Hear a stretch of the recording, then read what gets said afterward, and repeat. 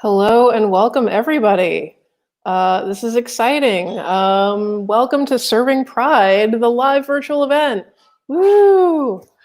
I am Nika Tao, president of Geeks Out and a fan of queer art, queer history, and here we are in Queer History Month. So thanks for tuning in on our Geeks Out YouTube page and Facebook Live.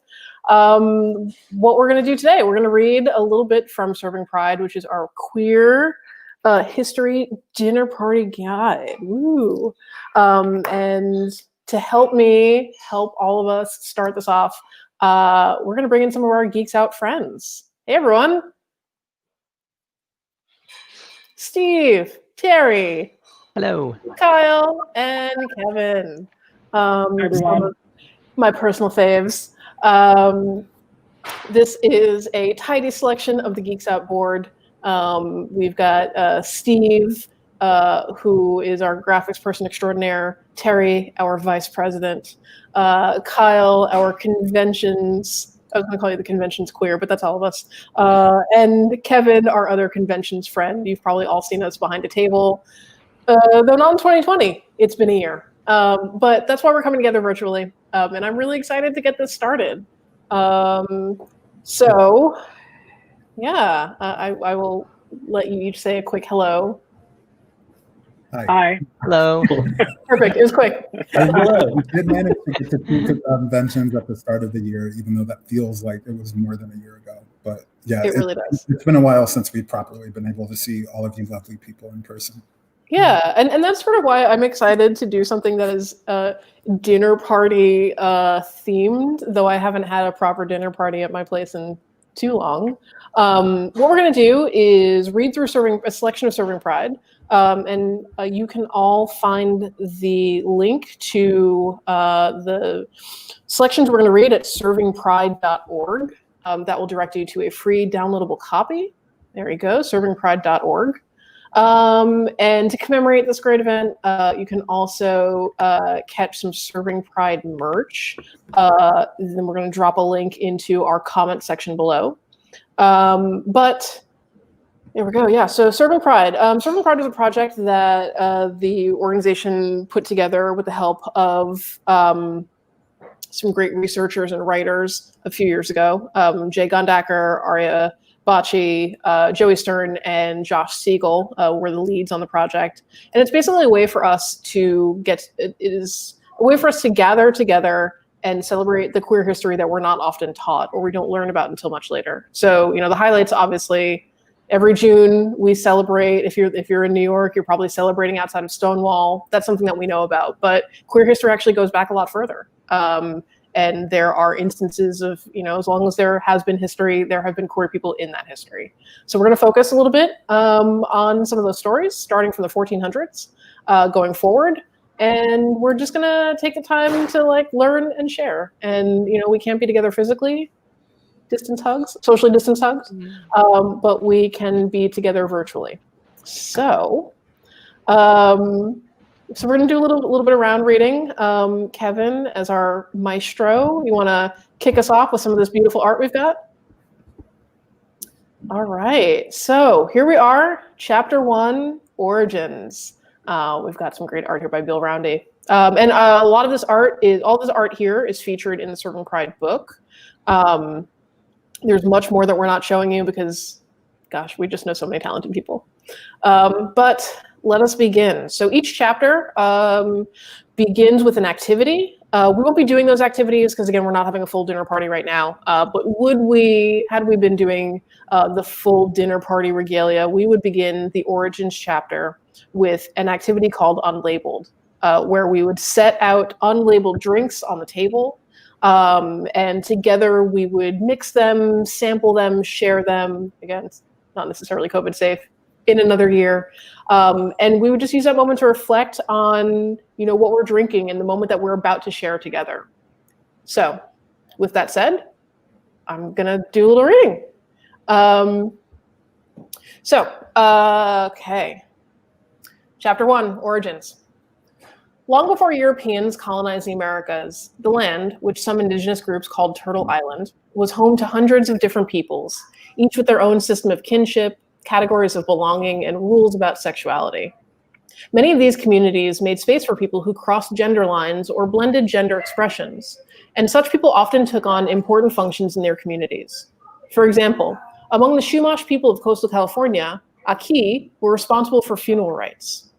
Fortunately, the settlers that colonized the Americas shared principles. Unfortunately, the settlers that colonized the Americas shared principles enshrined by the church, principles written into the laws of many European countries.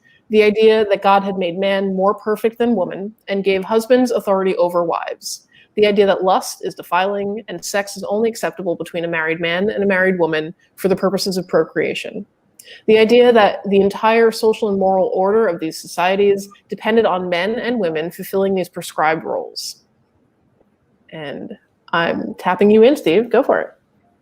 European colonists immediately denigrated indigenous gender relations and imposed their own standards, often by force. A chronicle from 1516 reports that after killing 600 men in a place called Querequa, the conquistador Vasco Núñez de Balboa discovered that the village elite men were infected with abominable lust, adorned in feminine attire, and playing the part of sodomites. So he ordered 40 of these men torn to pieces by dogs. Terrorized villagers then dragged other members of the ruling elite to Balboa for punishment. And this was just one brutal event in a campaign to extinguish indigenous gender diversity in the name of civilization. Restrictive notions of good conduct were imposed within the European colonies by law and public pressure as much as by preaching and persuasion. But there were also those who would not or could not comply. Sometime around 1777, 2 Native Americans, probably Solinans or Yukuts, were caught committing the nefarious sin together at Mission San Antonio. Such people were called Koya and were found in every port. Doesn't tell us their names, their province language, only that one of the men was dressed like a woman and that the one considered the other his wife, and that after their supposed crime was punished, the couple fled the mission, never to be seen again. There were also colonists who didn't comply. Thomasine Hall was raised as a girl in England, joined the Navy as a man, and returned home to live as a woman and sew lace. Hall then changed their apparel into the habit of a man to come to Virginia colony as a servant, although they were occasionally seen wearing women's attire. Thomasine's neighbors were increasingly perturbed, and the authorities soon took note. Hall was subjected to a bodily examination before a court, but their correct gender could not be determined. In 1629, Thomasine explained to a judge that they dressed in women's clothes to get a bit for their cat, which was a reference to exactly what it sounds like. The Virginia court declared Thomasine was both a man and a woman, just as Thomasine had described themselves. As punishment for not choosing a gender, Thomasine was sentenced to wear both men's clothes and a woman's headdress and apron at all times, making them a target for ridicule or worse, wherever they went. Okay, so that marks the conclusion of our first chapter. I'm actually going to suggest, so we've got a few more chapters that we're going to go through. Let's shake it up a little bit and go one paragraph at a time, friends. And then this way we can make sure that everyone here gets a chance to read and share in the ceremony. Sorry, I was left out this time. No. Kevin, you have experienced the queer moment of exclusion. Go ahead, Terry. All right, we should also mention that if people want to buy a full copy of Serving Pride, they can get that at the geeksout.org web shop. Just go to our webpage and click on the link for our store. You can find the full thing there. Retails for $20. Not a bad deal at all. I did my best, Vanna White. Was it okay? Thank you. It was great. It was lovely. You're helping us out as we're a nonprofit organization. And, we're not able to go out to conventions to see all your lovely faces. So every bit helps to keep us going to conventions and helping to support queer geeks around the world. So. And I have to say, I'm super excited. I love hearing. So as a former librarian, I love when people buy books, obviously, or loan them out. You don't have to buy them as a librarian. But also it's a great idea. Like I would love to see, the idea of ritual is so important to me, especially as so many of our rituals have changed in this last year. And I love the idea of like queers getting together, not just in June, right? October is a queer history month, and putting together their own rituals and sharing, in dinner party, like our own version of Boys in the Band without the strife. Exactly. I mean, it's, that's part of what this book is about, is bringing your friends, your family, your found family together to share our collective queer history. Just there's so many things in this book that I was not aware of, that really sort of helped to expand my views and to open my eyes to things that I didn't know about beforehand. And I think that that's true for a lot of people. So yeah, I'm glad that this book exists, even if I was not part of this organization. Yeah. So yeah. I'm really excited to get to. We're going to cut ahead to chapter 3, right? Yeah. Chapter 3, dealing with culture. This art here, chapter header art by Kit Mills here. I think, this kind of touches on what we've been talking about. There's so much that we haven't learned. I was, not to wax too poetic, but I was watching a video this week that was about how the AIDS epidemic really separated older generations from younger generations of LGBTQ folk. And, maybe we've lost touch with some of the culture that's come before us. So culture, we're going to be focusing on the 1900s to the 1930s in this chapter. And if we were at our dinner party in my mind, got a cup of tea at a table, we'd begin with an activity called mixing signals. And that's where we would clear the table of previously consumed food and drink, and we would place down a bowl of punch, and we would design a symbol to let our neighbors know, could you share this punch with me? But we'd have to communicate. So maybe it would be a wink, Kyle. Oh yeah. Or maybe it would be a highfalutin, fancy-fingered tip of the cup. I give you ideas, but please. Or maybe it's everything combined. So let's get to reading. We're beginning our. Nice little audio. Mm-hmm. ASMR. That's our other YouTube channel. So we'll get into it. We'll go one paragraph at a time. I will kick things off on culture, 1900s to 1930s. So starting in the 19th century, the US was a place of people in motion, immigration, industrialization, the invasion and eventual annexation of half of Mexico, the further displacement of indigenous communities, mass military mobilizations, the expansion of railroads, the great migration of African Americans out of the South. All of these events pushed many people out of their hometowns and into new communities. Outside the watchful eyes of parents, often with their own spending money, such people developed new ways of living together and expressing themselves, and some of them formed sexual subcultures that were the first identifiable precursors of queer culture in the US as we know it today. These subcultures weren't necessarily urban in origin. They extended from the juke joints of the Mississippi Delta to the logging camps of the Pacific Northwest, all the way to ships at sea. But cities were where different subcultures commingled, where they became rooted and more visible. First, queer subcultures rose among working class people who, unlike elites, did not have space to socialize in their homes. Instead, they found their privacy in public. Saloons, brothels, street corners, rooftops. Sound familiar? By the 1870s, fairies, also called queens, sissies, or pansies at the time, were recognizable characters in these spaces. Their outrageous appearances, dramatic gestures, and effeminate manners separated them from other men. Such visibility made fairies vulnerable to cruelty, violence, and persecution, yet also made them a beacon for others like them. Cities were also home to campaigns to regulate public morality.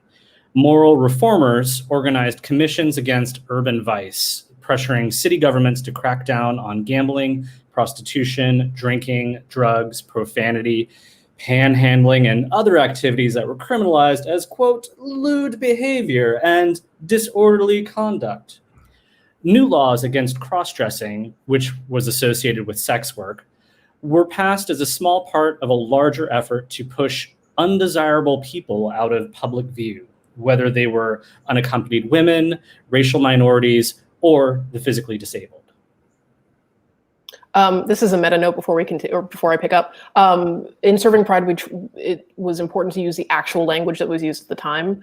So we are reading from a text that does designate those phrases within quote marks. So there are some choice phrases that were used at the time to refer to people of color, indigenous people, queer people. That is the actual language, and obviously we are not co-signing on really bigoted things. So picking up until this point, quote, sex perversion had been considered by white society to be a problem of various outsiders, described at the time as, quote, Turks, Greeks, and Hindus, hobos and convicts. But as white people began to worry that the changing gender relations in their own class would lead to, quote, race suicide, there's one for you, they also began to seek out, quote, degenerates among their own. Sex scandals implicating prominent citizens erupted everywhere. To the great surprise of many, these events revealed that even people with apparently normal gender expressions might secretly engage in homosexual acts. Then as now, there is no single queer community, only a multiplicity of queer spaces and networks following the contours of a country segregated by sex, race, and class. Queer people met each other in public and semi-public spaces. Men might have met in parks, public bathrooms, theaters, or at the YMCA, recognizing each other by way of ever-changing codes. Women might have entertained each other in rooming houses, apartments, or private homes. These queer networks helped fuel bohemian movements throughout the 1920s, from the Harlem Renaissance to early Hollywood. Queer people turned whole buildings gay by moving next to each other. They rented halls for lavish drag balls, they flocked to jazz clubs and theaters and speakeasies to see artists like Gladys Bentley, a bulldagger, a term used in the 1920s to define what we might now call a butch lesbian, who sang the blues and bawdy songs, parodies backed up by a pansy chorus line. Queer people hung out in restaurants, cafes, and drugstores, anywhere they could socialize. In doing so, they created a gay world not in any particular place, but wherever they came together. The phrase coming out meant entering this world, being introduced to other queer people the way a debutante comes out. Queer life gave birth to a characteristic style. Queer people adopted oversized and highly stylized forms of gender expression, butch, femme, androgynous, that weren't meant to pass as, quote, natural or, quote, straight. In doing so, they both defiantly announced themselves as queer and undermined the assumed naturalness of the system that defined them as deviant. Queer people drew from the body personas associated with, quote, disorderly women, like the vaudevillians, party girls, and sex workers with whom they had rubbed elbows. Queer people also adopted the slang of sex workers and incorporated it into a lexicon of their own, including the word gay itself. This use of covert signs and hidden meanings made double entendre, also called camping, a central form of queer expression. As prohibition eroded the boundaries between respectable and disreputable establishments in the 1920s, the gay world became more visible than ever before, capturing the fascination of a public looking for thrills. Slummers gawked at drag acts, and thousands of spectators came to watch, even joined in with queer people dancing at fag balls. During the brief pansy craze of the early 1930s, sophisticated urban audiences flocked to watch, quote, horticultural lads like Gene Mallon camp in, quote, pansy acts. Ironically, this period of high visibility also marked a turning point. The homosexual, now out in the open, could be isolated and repressed. So we've got our chapter end here, but Kevin, I want to check in. Do we have, or if we don't have on hand, maybe we can direct people to the song Beady Woman's Blues. We don't because, well, rights issues. But you can find the Beady Women's Blues on YouTube. It's from Lucille Bogan. Apologies if I am mispronouncing Lucille's name. You can find it there. I can link that to you in the comments, though. We'll see if it pops up for you. So you can check that out now, or at your leisure. Yes. Great. Honestly, to go through those lyrics, I don't know why I'm surprised. Like, it's not like we invented sex after the 1930s, but wow, she's very direct in that song. Yes. She's a woman who knows what she wants. Well, do you want to give some of the lyrics there? Or should we leave that to people to watch on YouTube? I couldn't do it justice, but I just want to say, beady women, you know they sure is rough. Yes. Beady woman walks so WAP could run. You're not wrong. Yeah. It's the macaroni in a pot of the 1930s. John, our friend John Jennison is requesting that we sing it, but no, I don't have the range. And if you're like a little confused with like beady is like Bull dagger. Yeah. So Which, like, there was no changed. they weren't being coy. They said she's saying exactly what she meant and exactly who she wanted. Yeah. And the other thing that I like about that period and the way that this chapter is focused is I think when we do learn about queer history, we tend to learn about, well, let me rephrase it. The 1930s was such a rich time for art in general, but particularly art, like the art of Black people and Black queerness, right? Let's just coming off of the Harlem Renaissance. And like, I don't know, like that period is just so rich for me. Like, I wonder what it would be like to be living in one of those, like, I don't know, I'd probably be living in like a women's dormitory, but like, you get the idea. Like, yeah, when I learned about this period of history, this is the first like identifiable like queer culture that I could see still reflected in things that I see and live today. Yeah, totally. Well, all right, we're gonna take all that culture. We do it for the culture. And now we're going to talk about rebellion. So we're moving on to chapter 5. Our chapter header art here by Jupiter Schultz. So chapter 5 is dealing with the 1950s to the 1970s. And so this is, I think if we learn anything in school, it's probably about this period, though not much in the 50s, but certainly 1969 with Stonewall. But obviously there were a lot of precursors that led up to Stonewall. So we'll talk about that in a bit. The activity here that we will be doing is called A Thirst for Justice. And together at the table, we'd keep that punch bowl on the table, but we would pass out paper or cardboard and start to make our own protest signs. And we'd use that to momentarily cover our punch bowl. But we would be here like creating art together, protest art. Which is very appropriate right now. Isn't it true? Yeah. I mean, I haven't really made any protest posters this year, but I've certainly seen some great ones. Nick, you're involved in protest art right now. That's so true. I'm not joking. Like I actually mean that. Yeah, I don't know. Building communities protest, right? Like self-care, community care, making sure we're all in this together. We're still doing the work that they were doing in the 1950s and 70s. So look at you, Kevin, with your gay T-shirt. That's right. Our active living is a protest. It is. That is for real. Yeah. So I'm gonna take some tea here. Dramatic pause, and then we're gonna read. I'm not gonna spill it though. No. Not literally. Not literally. Okay, so Rebellion, Chapter 5. In the late 1940s, a few small gay endeavors came and went.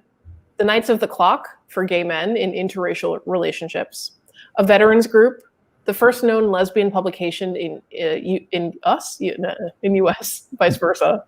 The longer-lived, quote, homophile movement was born with 3 California groups who operated under mysterious names.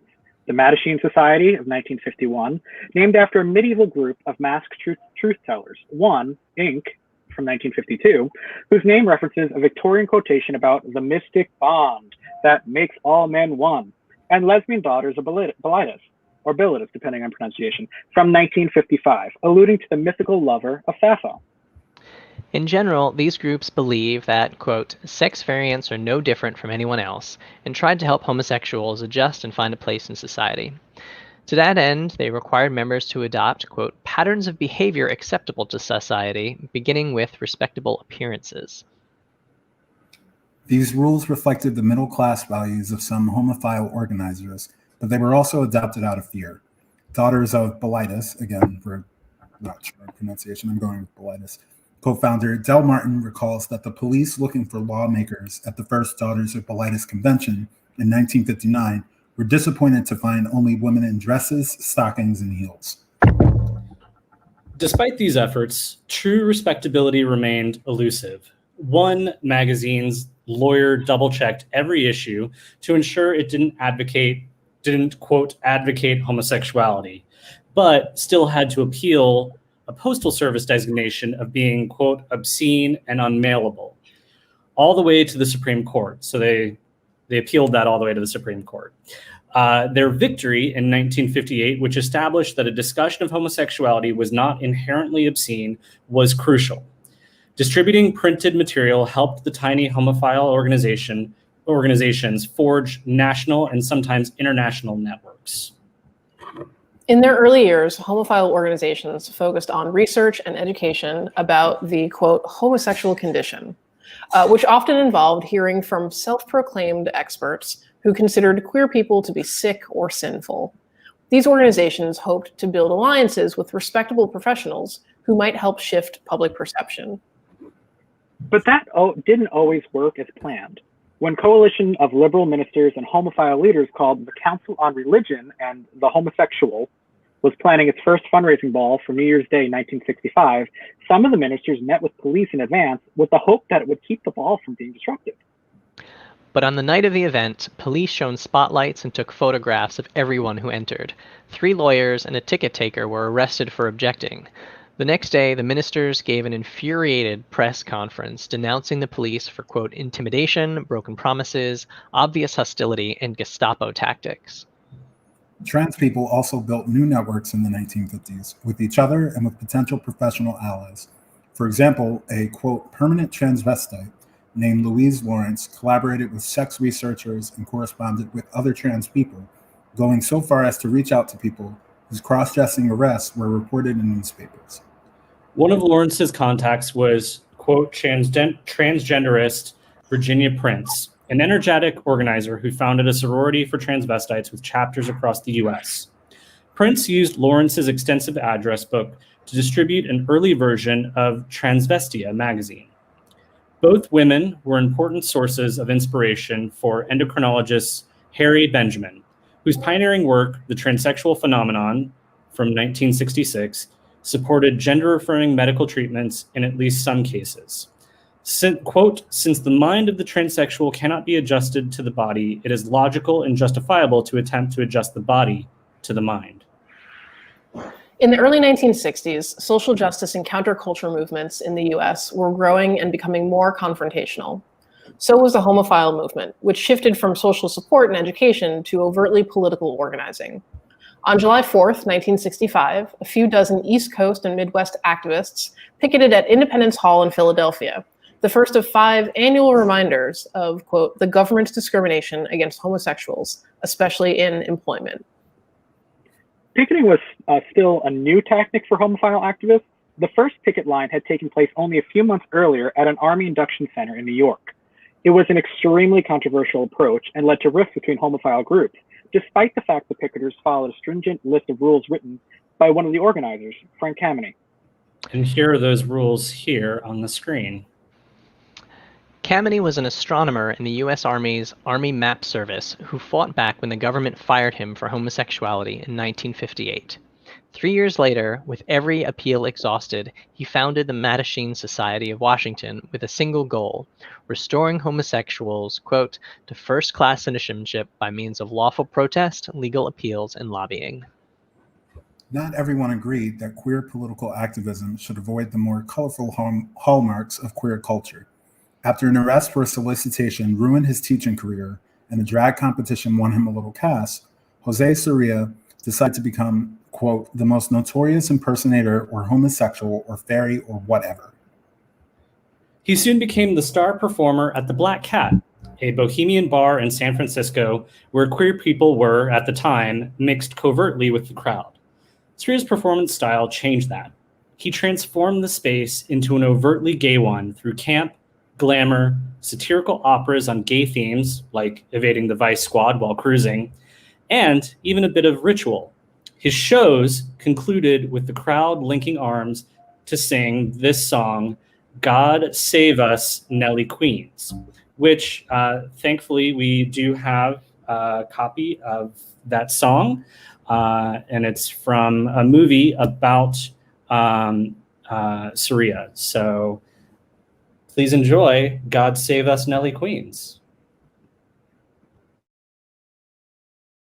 God save us, Nelly Queens. God save us, Nelly Queens. God save us, sweet and lesbians too.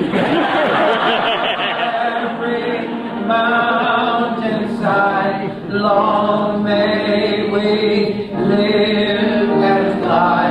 God save us, Nelly Queens.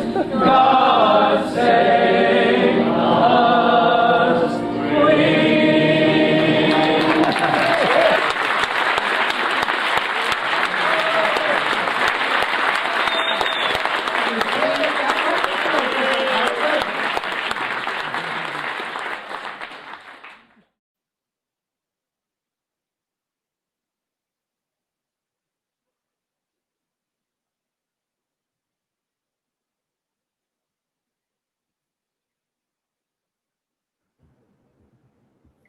Steve, before we continue, can you remind us of the folks who produced the Jose Soria documentary? Yeah, that was thanks to the wonderful time and work of Joe Castle, who created the entire movie. It is actually an award-winning film from Outfest that Castle and his crew created, and we are very grateful for the time and effort that he put in to provide this to us. If you haven't looked it up, go look it up. I believe it's just called Jose Soria, the Jose Soria biopic. And there's so much about this one individual person, like the Jose Soria Foundation. There's so much history here. Go and find queer media and watch it and read it and learn from it. Love it. Well, yeah, it's called Nelly Queen: The Life and Times of Jose Soria, and it's a 90-minute digital documentary that examines the social, cultural, and political legacy of Jose Soria, who was the first openly gay man to run for public office, as we'll talk about in this section. I was going to say I didn't know that, and I remembered it, but from here. So let's continue. So, from the stage, Soria commented on police harassment and city politics, urging his audience to abandon, quote, the double life and band together for their own protection. The bonds forged in this queer space were then mobilized outside the bar. Disgusted by police harassment, Soria ran for the Board of Supervisors in San Francisco in 1961 and became the first openly gay candidate in the US, which revealed a gay constituency that other politicians would soon have to answer to. One of the homophile groups he helped found, the Society for Individual Rights, opened the first gay community center in San Francisco in 1966. By the late 1960s, there were approximately 25 homophile groups across the country, each with their own distinct character. The celebration and defense of queer life was beginning to grow, not just in bars, but in all the public and semi-public spaces where queer people, especially young, poor, homeless, hustling queer people, have been holding space since the fairies on the Bowery. these different groups began to intersect and work together more and more. The spark of resistance ignited in the 1950s had kindled into a fire in the 1960s, and the flames began to spread across the country. Philadelphia, 1965. A branch of a late-night hangout called Dewey's Hamburger Restaurant begins to refuse service to homosexuals and, quote, persons wearing nonconformist clothing. One day, after 150 people were turned away, 3 teens, 2 boys and a girl, refused to leave, effectively staging a sit-in. A local homophile group called the Janus Society followed up with picket. They win. San Francisco, 1966. Gay and trans street kids, some involved in the radical street youth group Vanguard, had been meeting at the 24-hour Compton's cafeteria all summer, holding queer space despite harassment from the management. With the support of older homophile organizations, they attempt to picket Compton's with no effect. One night, the police are called to forcibly eject a table full of queens. When the cop gets rough, a queen fights back by throwing hot coffee in his face. The entire place erupts in support of her. Los Angeles, 1967. After a brutally violent police raid on a New Year's Eve party at a gay bar called the Black Cat Tavern, with no relation to where Jose Sarria performed, militant gay group Pride, in all caps, organizes pickets and passes out more than 3,000 leaflets. And of course, New York, 1969. Police attempt to raid the Stonewall Inn, a mafia-run gay bar suspected of being connected to an extortion ring. Unlike in other raids, however, they meet resistance at every step. Patrons dressed as women won't cooperate with officers trying to, quote, verify their sex. Customers released from the bar don't scurry away as usual. Some even call their friends to join in. The crowd lingers and camps outside Stonewall, shouting encouragement to those arrested and insults at the police. Stormy DeLavery, a butch lesbian of color, refuses to be loaded into the police car, escaping into the crowd only to be dragged back again. Ray Castro, a Puerto Rican gay man, fights back as he is violently arrested near the door to the bar. The crowd explodes in anger, pelting police with coins and bottles until the officers barricade themselves inside the bar. Street queens like Marsha P. Johnson and Jackie Hormona are the most militant of all, pushing the crowd to new levels of confrontation. For hours that night and the next night, a diverse group of queers hold the streets in an exhilarating expression of defiance and solidarity. If I can actually just jump in here real quick. One of my favorite podcasts, which has since wrapped earlier this year, The Nod, it's a podcast focusing on Black culture. They did a great podcast, a full episode about Stormy DeLavery. She, like, from her time as like a vaudevillian all the way through when, I think in the 80s and 90s, when she was a bouncer at the original cubbyhole in the Village. If you haven't listened to it, it's a great listen and gives you just like one snippet of a mixed race person living in New York as a queer, like through all of this. Cannot recommend it enough. Thanks. Stonewall was unique in its size, scope, and duration, and because it was in the heart of Greenwich Village, then the neighborhood of Manhattan, the publicity and activity around the Stonewall riots brought activists together, which led to the Gay Liberation Front, a name which would be taken up by like-minded groups all over the world in the following months.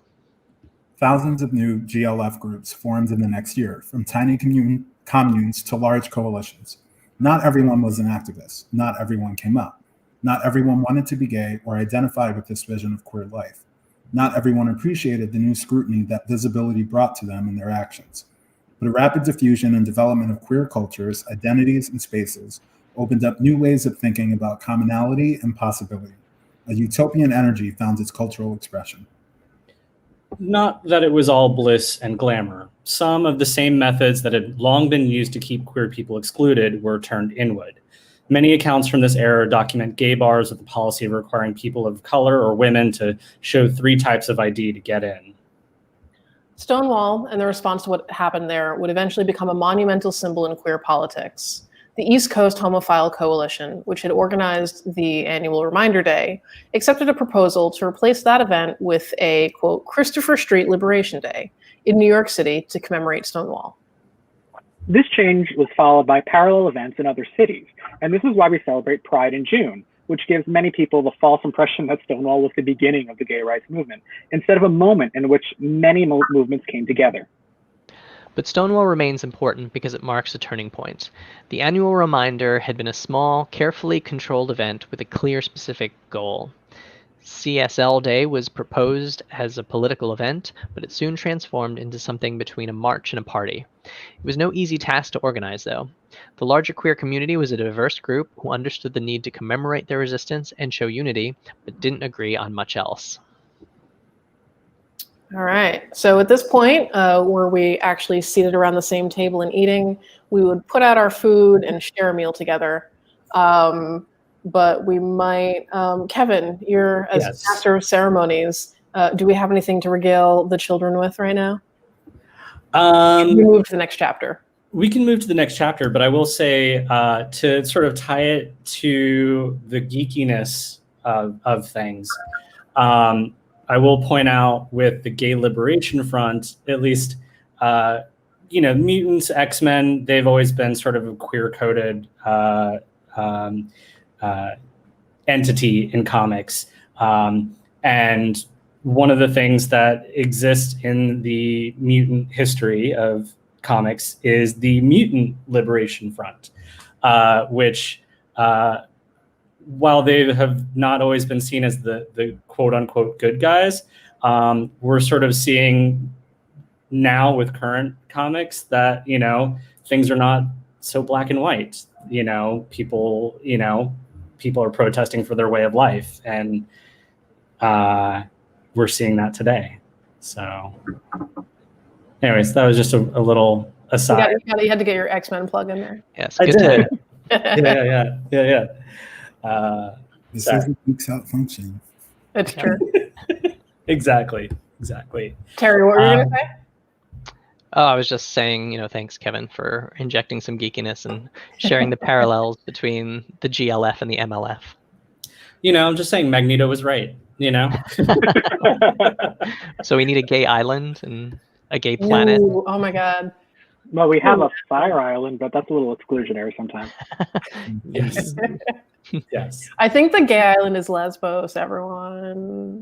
That's true. Or where does Wonder Woman live? Themyscira. Themyscira. Yeah, it's Themyscira. Yeah. In my mind. Yes. But, that's the thing is we've seen as protest is part of our history. So, and our rights have always come from protesting, and it's no different today. So, yeah, and I think, the point that's made right at the end of that chapter is, the strength of the movement comes from when multiple overlapping movements happen together and take up a, the same kind of momentum, even if they don't necessarily agree, right? And so, I'm thinking of, one of the protests that I attended this summer was the March for Black Trans Lives that happened. It started right outside of the Brooklyn Museum, and it was, I think it was like several thousand people big. And, that was happening in the context of a summer this past summer that was really focused on Black Lives Matter, but speaking up about Black trans lives. We are stronger when we align ourselves and overlap and work together. So, Intersectionality. that is the word. Okay, so I'm really excited for this next chapter because it involves pie. So we're going to move on to chapter 6, Backlash. Chapter header art here by Madeline Fiala. Backlash is covering the 1970s to the 1980s. So the activity here we would be beginning with it's called Loss of Light. So we'd clear the table and we would ask the oldest and the youngest. We would identify them and ask them to read a toast together. And then we would read by candlelight, and eventually our candles would be put out. But we've got reading to do before then. And imagine me so this reading would be done only by the oldest and the youngest. I will claim eternal youth and begin. Don't crack. So the modest gains of the early gay movement faced resistance from the beginning, which grew into a new strain of pro-family religious conservatism that would dominate American politics for the next 20 years. And I would even argue beyond those 20 years after that. But one early target of this movement was the proposed Equal Rights Amendment, making sex discrimination unconstitutional. Opponents claimed it would force everyone into unisex bathrooms, and it never passed. Another target was a handful of local ordinances protecting gays and lesbians from discrimination in housing, employment, and public accommodations. In 1977, Miami-Dade County was the 40th municipality to enact such a law. In response, singer and celebrity pitchwoman Anita Bryant led a coalition called Save Our Children to fight the ordinance, warning that since homosexuals can't reproduce, they must recruit. Ooh, I get to read this section. The success they found in repealing those laws foreshadowed a national movement, with similar ordinances overturned in places like Wichita, Kansas, Eugene, Oregon, and St. Paul, Minnesota. It also ushered in a national resistance, including the Gaycott of Florida orange juice, one of the products Bryant promoted. In a slightly more dramatic and controversial act, one Minnesota activist drove all the way to Iowa to hit Bryant in the face with a pie during a press conference. Yes, a pie. Oh, just want to watch this over and over again. God, can we just leave this up for the next 40 minutes? One more time. Thank you.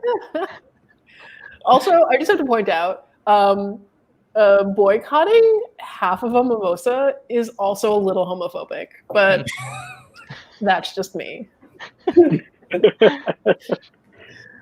Oh man. All right. Oh, okay. Let's keep that pie gif in our faces as we continue reading.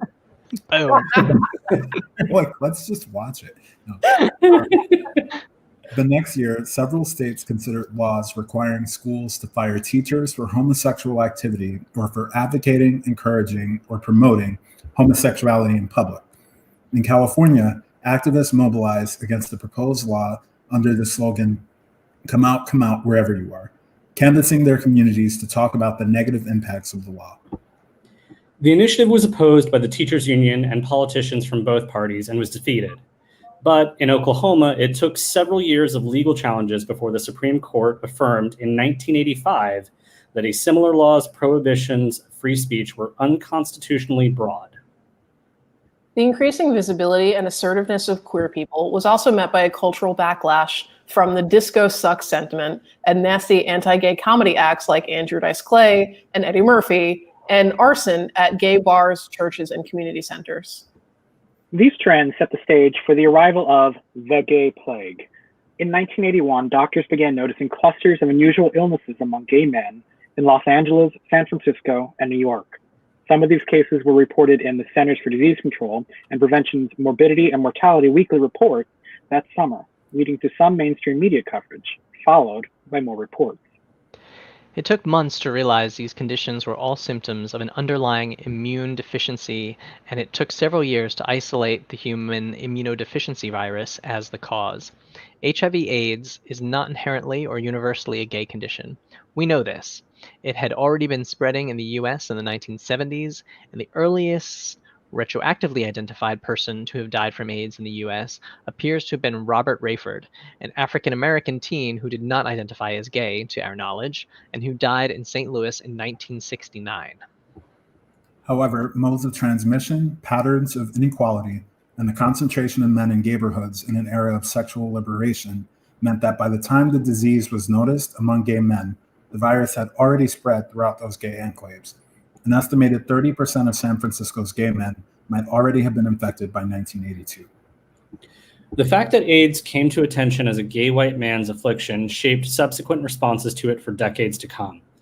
Dedicated to slashing federal spending and beholden to anti-gay conservatives, the Reagan administration was slow, ineffective, and in some cases, brutally callous as the epidemic unfolded. The Christian right saw individual moral perversion, sex and drugs, as the cause of AIDS and refused to fund needle exchange programs or any educational materials that were said to normalize or promote homosexuality. Quote, after all, as Ronald Reagan himself said, when it comes to preventing AIDS, don't medicine and morality teach the same lessons? Focusing on individual behavior was also an excuse to ignore, and therefore spend no money on, social injustices like poverty, racism, discrimination, and mass incarceration, all of which made some people more vulnerable to HIV/AIDS than others. Meanwhile, the devastation spread. Infection and death rates grew at disturbing rates until the early 1990s. In the midst of this nightmare, queer people responded by taking care of each other, even when, especially when, other institutions and families of origin were unwilling to do so. Queer people personally cared for the sick and grieving and created service and fundraising organizations to try and fill the gap left by government neglect. Despite the history of tension and separatism among gay, male, lesbian, and trans communities, queer women, who were less likely to have the virus, took extraordinary measures to care and advocate for the ill. They did so out of love and solidarity for their friends, family, and lovers who had HIV and AIDS, and out of a recognition that the emerging straight backlash made little distinction between gay men and lesbians. Queer women were not in a strictly caretaking role, though. In fact, ideas developed by lesbian community health and reproductive rights activists in the 1970s were crucial in the AIDS activism of the 1980s. Although the virus was soon reported in all 50 states, HIV/AIDS had a staggering impact on the cities and industries where gay and trans people congregated. Just 3 cities, New York, San Francisco, and Los Angeles, accounted for more than 50% of the recorded HIV cases in 1984, and males aged 25 to 50 made up the majority of these early cases. Meanwhile, politicians made shocking proposals to quarantine, criminalize, or even tattoo people with AIDS, PWA, person with AIDS, and to impose mandatory non-confidential testing on what they called high-risk populations. As desperation spread, so did the determination to fight back. People began to converge in a wave of militant AIDS activism, most spectacularly seen in the AIDS Coalition, to unleash power, or ACT UP, which was first organized in New York in 1987. At the time, there were exactly one drug approved to treat AIDS, azidothymidine, AZT. I hope I said that right. The drug extended average life expectancy by a year, but it caused debilitating side effects. And at $10,000 a year, which would be about $22,000 in 2017 when the book was made, it was the most expensive drug ever released. Unsurprisingly, most of ACT UP's early work aimed to get drugs into bodies and stop people from dying, but neither ACT UP nor AIDS activists in general were solely focused on technical medical solutions to AIDS, especially under the leadership of women and people of color. Activists addressed AIDS as a virulent manifestation of social inequality. In 1996, new drugs and moderate increases in social support for people with AIDS helped to lead to a dramatic decline in both new infections and AIDS fatalities overall. Within 2 years of the introduction of highly active antiretroviral therapy, HART, fatalities decreased 80%, a far cry from the near 100% mortality of just a few years earlier. But when we separate those numbers into their component parts, we see that the AIDS crisis was only fading for some people. Those who were living in poverty, who were incarcerated, who were without reliable healthcare coverage, those who faced discrimination and oppression, Black, Latinx, Indigenous, and transgender people, did not benefit in the same way.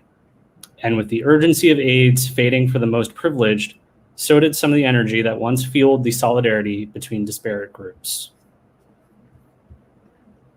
Okay, so that's where we end our chapter, Backlash, 1970s through 1980s, in Serving Pride, which is a bit of a heavy note, but I like to think of this as like, honestly, I don't know, maybe you guys can share a bit about what's been on your mind in 2020.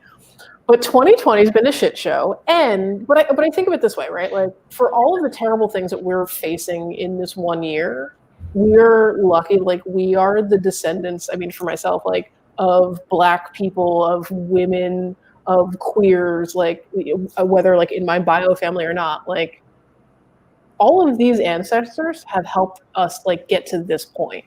So, yeah, there's a lot of shit going on now, but, like, there's always been a fight to fight, and there have been people fighting it. So, like, it's tough, but that sense of community, past and present, really helps ground me. Can I share a brief anecdote here? I love anecdotes. So when, I don't even know if it's like an anecdote, it's the story.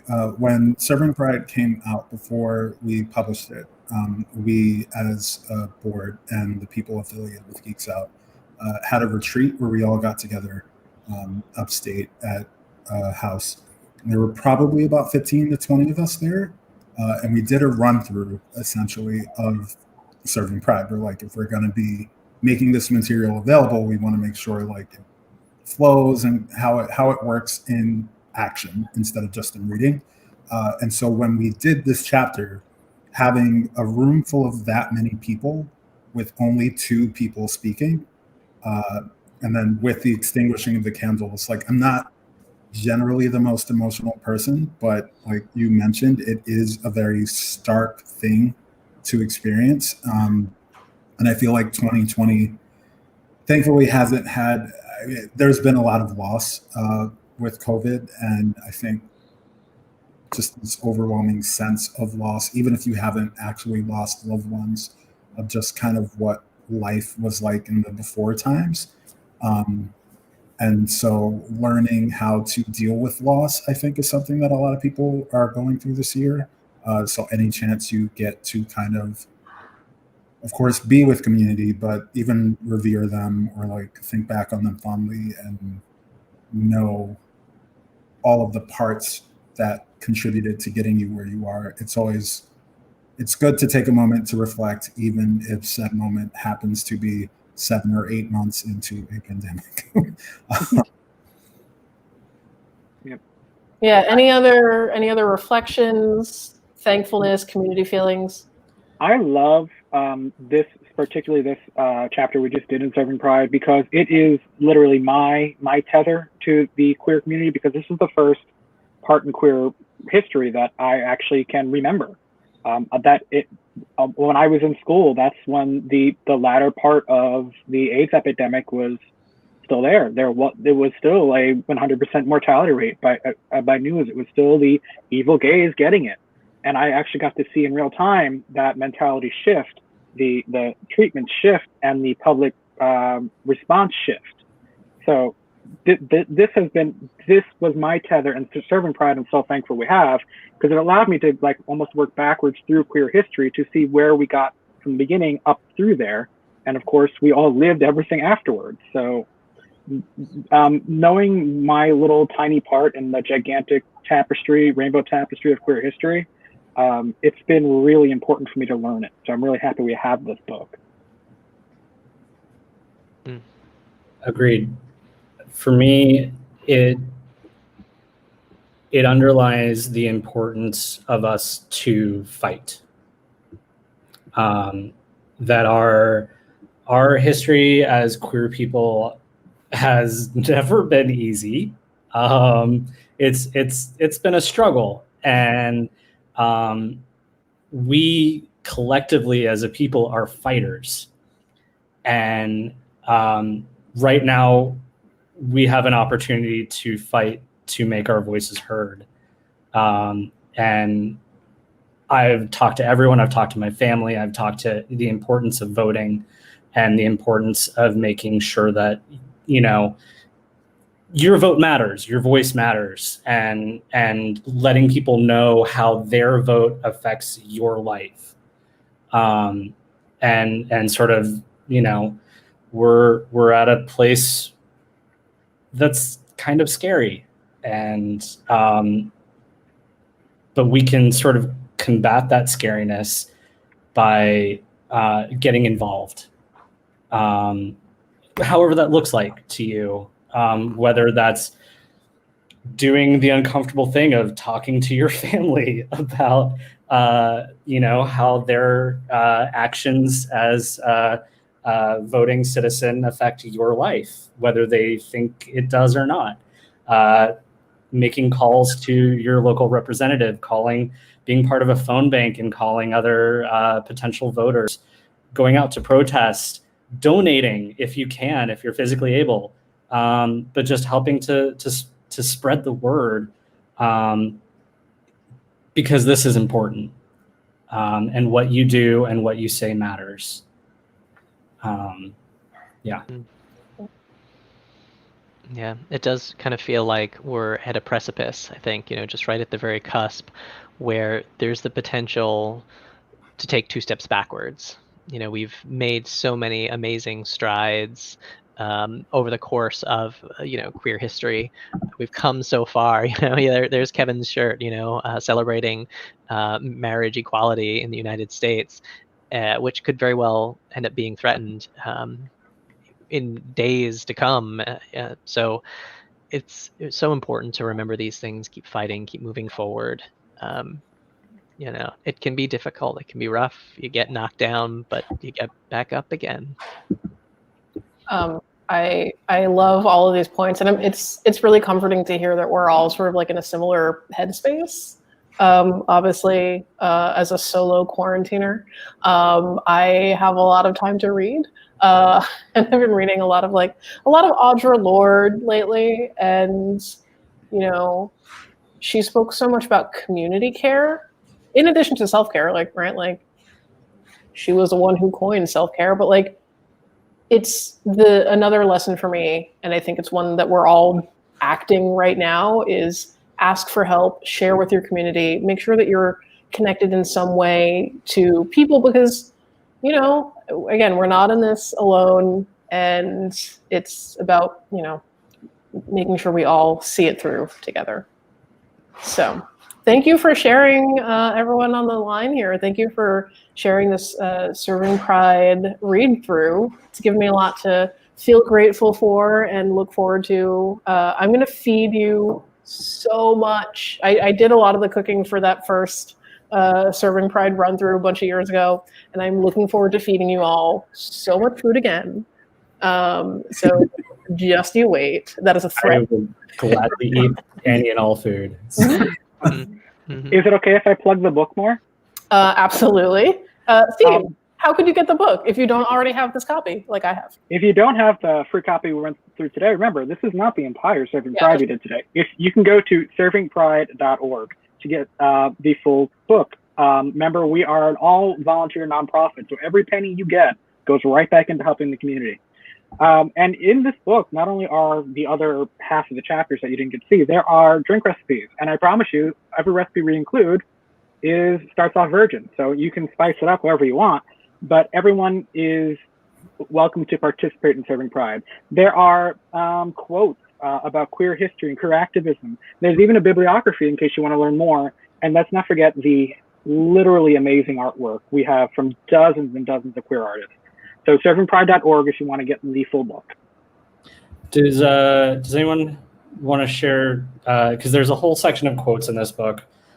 We've included it in the free format that we've shared with you. Are there any quotes on here from my illustrious group of friends here that you want to share from this? Any that speak to you in this moment? Only because I was just talking about reading Audre Lorde. There's an Audre Lorde quote in here that says, "When we speak, we are afraid our words will not be heard or welcomed. But when we are silent, we are still afraid. So it's better to speak." There's one in here from Alice Walker, which I've seen variations of literally for months, especially involved with voting. No person is your friend who demands your silence or denies your right to grow.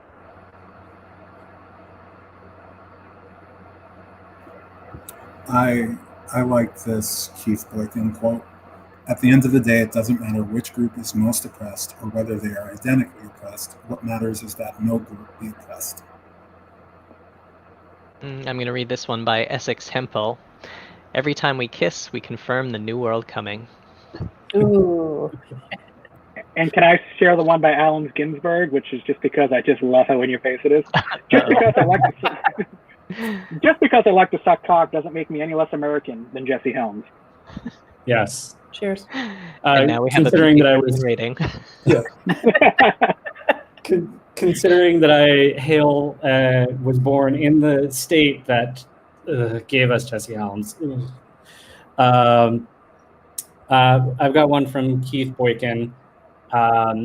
At the end of the day, it doesn't matter which group is most oppressed or whether they are identically oppressed. What matters is that no group be oppressed. just Looks like so. You and Kyle are on the same page. the quote that I said, Kevin. Did it really just? Sorry, I was multitasking. No, that's fine. You were just distracted by my sparkle. I get it. I'll pick a different one. Damn it. Okay, then fine. Well, if you're gonna read, hold on. If you're gonna read something that's already been read, you may as well read that sucking cock quote by Ellen Ginsberg once more. No, yes. All ages. Yes. Okay, so then I will. From June Jordan. No one's read that one, right? To tell the truth is to become beautiful. To begin to love yourself, value yourself. And that's political in its most profound way. Well, that is a great place for us to end our Serving Pride live virtual read-through. Looking forward to, like I said, feeding you so much. And that's probably an open invitation to anyone who's also watching. Just get at me. I'll send you a pie. Also, I just want to say that you can also, beyond getting the Serving Pride book, we also now have a Serving Pride t-shirt that is available. It comes in t-shirt and sweatshirt, right? A hoodie. It comes in a hoodie that's available on Teespring, and that's shared in the comments. Or you can get the link now if you want to type it up now and pull it up. It's available also only for $20 for the shirt, and I believe it's $40 for the hoodie if you would like. So that is another way that you can support Geeks Out and showing your Serving Pride. Serving Pride. Amazing. Well, thank you everyone for joining us. I look forward to the next time we do something like this. I had one other thing to say, but I guess we'll see you online. You're watching us on Facebook Live, but we're at Geeks Out on Facebook, Twitter. I think our Instagram is slightly Geeks Out on Instagram, FlameCon as well. We are no matter what 2021 brings our way, we are going to be there celebrating queer geeky artistry. So keep an eye out on the socials at FlameCon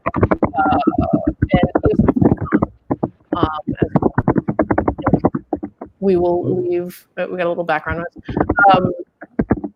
Great. Well, let's leave it there. We'll see you on the interwebs, everyone. Happy Queer History Month, everyone. History and Month. Please vote. Yes. All right. Bye, my lovelies. Bye. Much love to everyone.